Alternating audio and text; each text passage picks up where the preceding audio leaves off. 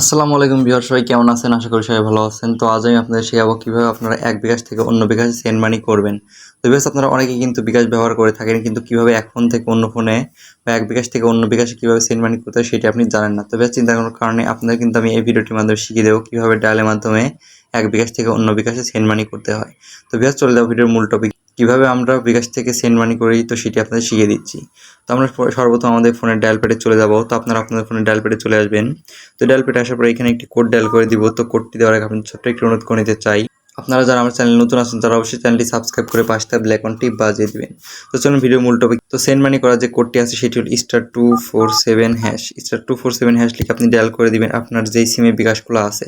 তো আমার এখানে দুইটা সিম আছে, তো যেখানে বিকাশগুলো আছে আমি সেটাতে ডায়াল করে দিচ্ছি। তো আপনি যেটাতে বিকাশগুলো আছে তো আপনি সেইটাতে ডায়াল করে দিবেন। তো ডায়াল করার পর দেখতে পাবেন ঠিক এমন একটি ইন্টারফেস শো করবে, যেমনটা আপনারা এখন স্ক্রিনে দেখতে পারছেন। তো এখান থেকে আমরা যেহেতু সেন্ড মানি করবো তার জন্য এখানে কী করব, শুধু এখানে 1 লিখে সেন্ড করে দিব।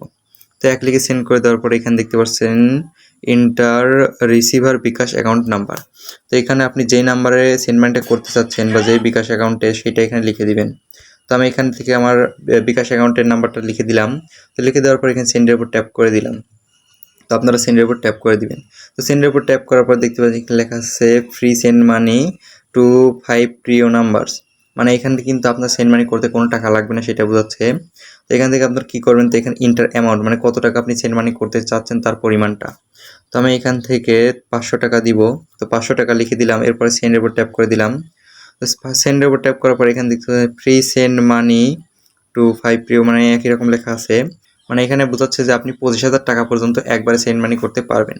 তো এখান থেকে আপনার কী করতে হবে, প্রিফারেন্স নাম্বার বলছে, এখানে শুধু আপনি 1 লিখে সেন্ড করে দিবেন। তো 1 লিখে সেন্ড করে দেওয়ার পরে এখানে আপনি দেখতে পাচ্ছেন যে কী করতে হবে, এখানে শুধু পিন নাম্বারটা দিয়ে দিতে হবে। তো আমি এখান থেকে আমার বিকাশের পিন নাম্বারটা দিয়ে দিচ্ছি।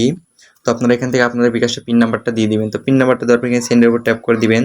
সেন্ডের উপর ট্যাপ করার সাথে সাথে কিন্তু আপনার এখানে সেন্ড মানিটা হয়ে যাবে।